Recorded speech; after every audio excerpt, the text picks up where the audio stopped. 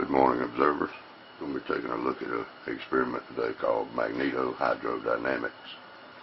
And all you need really is any kind of plastic container, a fairly strong magnet. Here I have 4 ferrite magnets put together. Need a power supply. I'm using a 12-volt power supply. You can use any DC current though. A small battery will actually work in a glass cup or plastic cup. These electrodes are just a wire, iron wire, and what you have to do, just what we're doing here, what we can do is take a compass, and the red end marks north on the compass, and this will tell us which north is on this one. The south side of this compass will point at the north side of the magnet, because opposites attract. If you turn this around, then the north side of the compass will point at the south side of the magnet. So we'll start our experiment with the north facing up, and this will provide a north pole influence in the container. We'll put some everyday tap water, just normal tap water in here. Fill it all the way up, put about half full. And salt, we have to add some salt to it quite a bit, to be honest, probably a couple tablespoons.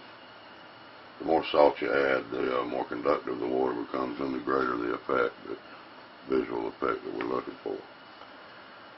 And need a little bit of black pepper to sprinkle on there, or sawdust, or anything that'll float. Some pieces will float, some will sink. You know, you can see the dynamics of fluid motion is what we're looking for. Probably have to let this settle down a little bit. Put some pepper on there so you can see how the water is moving, actually from top and bottom. I'll go ahead and zoom this down so that you all see what we're doing here. Now in this setup we have positive electrode on the left and a negative on the right, and current will be flowing from positive to negative. However, the electrons will be flowing from negative to positive, the opposite direction, which is, you know, essentially the particle. And we'll observe that too in the experiment. We'll set these electrodes over into the solution.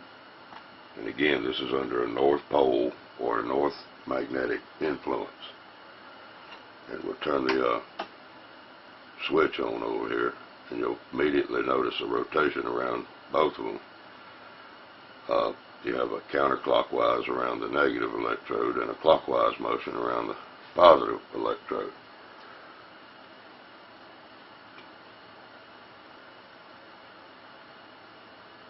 Now if you look at, you can look into the right and left hand rules of electricity online and get into that, but you'll see that we would associate the counterclockwise motion with a low pressure system, and we'll associate the clockwise rotation with a high pressure system. And a lot of people will say, well, you know, how do you explain the Coriolis effect, you know, on the other side of the planet, that, you know, these things tend to turn the opposite direction. How can electricity explain that? I will zoom out a little bit so you can see that we're not changing the polarity whatsoever. I'm just going to simply sit this out of the way. In fact, not even going to turn it off. We'll sit this water down and simply turn the magnet over so that there's a south influence now. Now the water's under a south influence. We haven't changed any of the charge at all. In fact, we haven't even turned it off. We'll set this back in here, and well, almost immediately we'll notice that the rotations have swapped.